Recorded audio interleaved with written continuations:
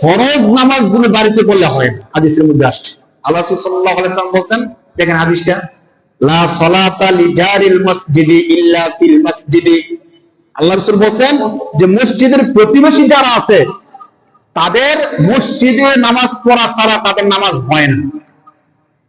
তাহলে আমরা যারা মনে করি ধরেন কাজ করে আসছি, মনে করি বাড়িতে নামাজটা পড়ে ফেলি, এই হাদিস অনুযায়ী তাদের নামাজ হয় না। হাদিসটা কি?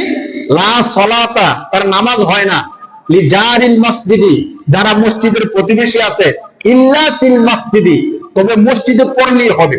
সরল অনুবাদ। তাহলে সব কি অনুবাদ দাঁড়ালো? যারা মসজিদের প্রতিবেশী আছে, মসজিদে পড়া ছাড়া বাড়িতে তাদের নামাজ হয়।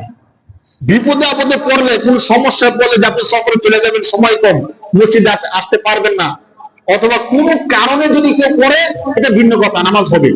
কিন্তু সব সময় কেউ যদি অভ্যস্ত করে নেয়, পারলে মসজিদে আসলো না, তো সব সময় বাড়িতে নামাজ পড়ে, তাদের ক্ষেত্রে এই মাসালা, নামাজ হবে না। তো মসজিদের প্রতিবেশী কারা? আমরা অনেকে মনে করে যে মসজিদের আশেপাশে যাদের ঘর তারা মসজিদের প্রতিবেশী। জিনা, এই মহল্লা, এই মসজিদের মহল্লার অধীন যে ঘরগুলো আছে, এই ঘরগুলোর সবাই মসজিদের প্রতিবেশী। প্রতি মহল্লার মসজিদে মহল্লার লোকেরা এই মসজিদের প্রতিবেশী হয়। স্বাভাবিকভাবে ওলামায়ে কেরাম মনে করেছেন যে মসজিদের আশেপাশে 40 ঘর পর্যন্ত মসজিদের প্রতিবেশী। ডানে 40 ঘর, বামে 40 ঘর, পিছনে 40 ঘর, সামনে 40 ঘর। হ্যাঁ, বাকি মূল কথা হলো মহল্লার মসজিদ যদি হয়, ওই মহল্লার অধিবাসী যারা আছে সবাই মসজিদের প্রতিবেশী।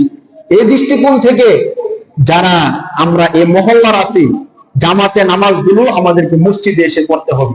যদি বাড়িতে পড়ি নামাজগুলো পূর্ণাঙ্গ হয় না আমাদের।